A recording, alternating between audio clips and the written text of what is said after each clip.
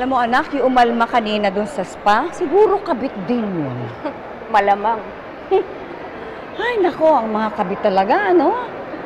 Ang kakapal ng mukha at nagkalat, Diyos ko.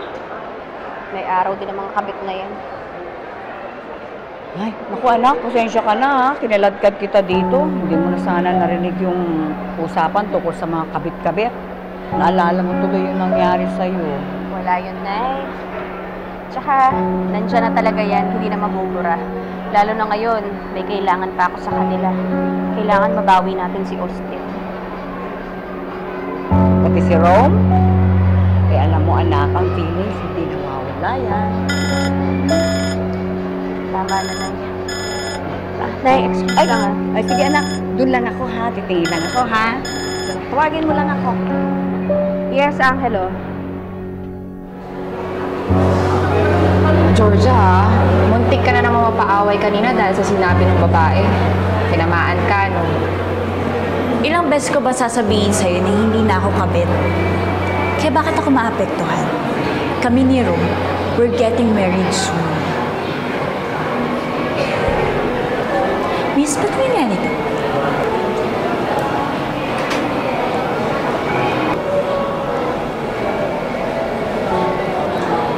Ito yung gusto kong ibigay sa akin na engagement ring ni Rome. Bilhin ko kaya?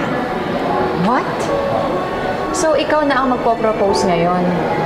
Baka naman mas lalo pang matakot si Rome na pakasalan ka kung ganyang atat na atat ka. Selma, 3 years na ako naghihintay. Paano naman ako hindi maaatat?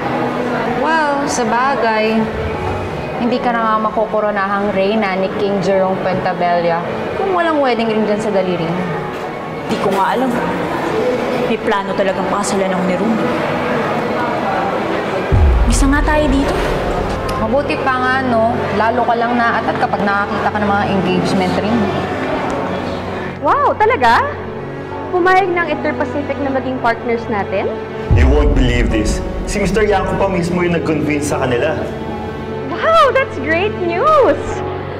O sige, babalik na lang ako dyan. Hintayin niyo ako, ha?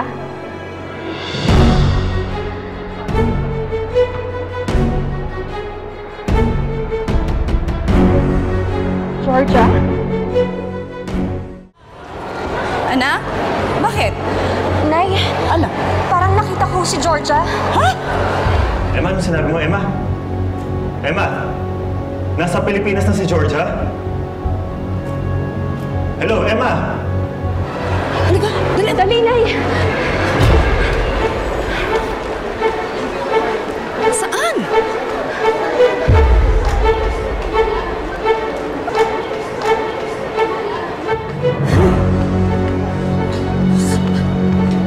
Nay, wala na ho ata si Georgia. Pero anak, sigurado ka bang nakita mo si Georgia? Hindi ho ako sigurado, Nay, pero baka sakali. Ikaw kasama niya si Rome o kaya si Austin, Nay. Oh, ayun ata eh, ayun. Tingnan mo, ayun oh. Oh, dali mo. Tara, Nay, bilis. Ayun yata. Excuse me po. Nasaan na? Parang nakita ko eh. Halika, Nay, tingnan natin doon.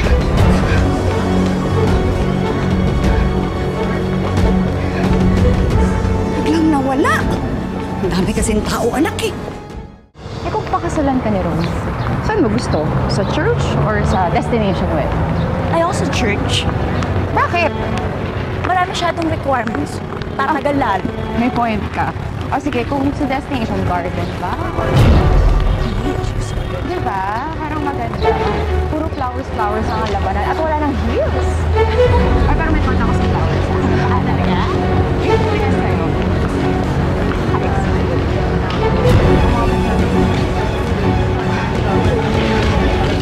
Oo, dapat.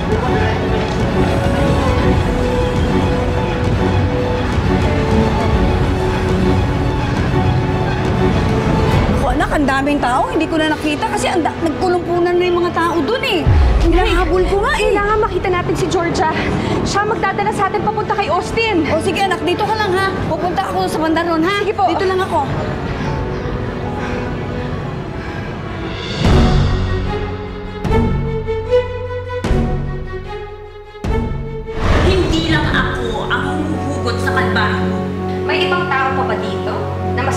pang sungay kesa sa'yo. Eh kung sabihin ko sa'yo, Mary, anitago na lang natin sa pangalang Jerome Fuentevilla. In fact, nagtulungan pa nga kami na i-set up kayo ni Ate para maging marumi kang babae.